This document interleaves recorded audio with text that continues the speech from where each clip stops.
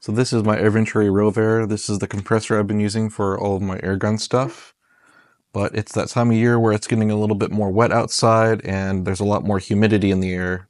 And so, just a reminder, it's important to change out your inline filters, especially about this time of year, because inside of here is going to be pretty damp and you want to make sure you're keeping all of that water and moisture out of your tanks and your air guns so you don't corrode anything.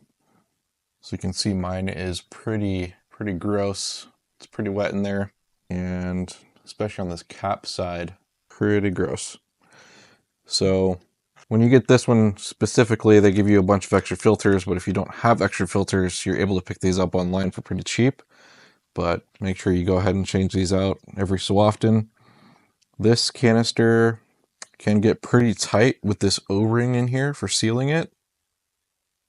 Let me just show you.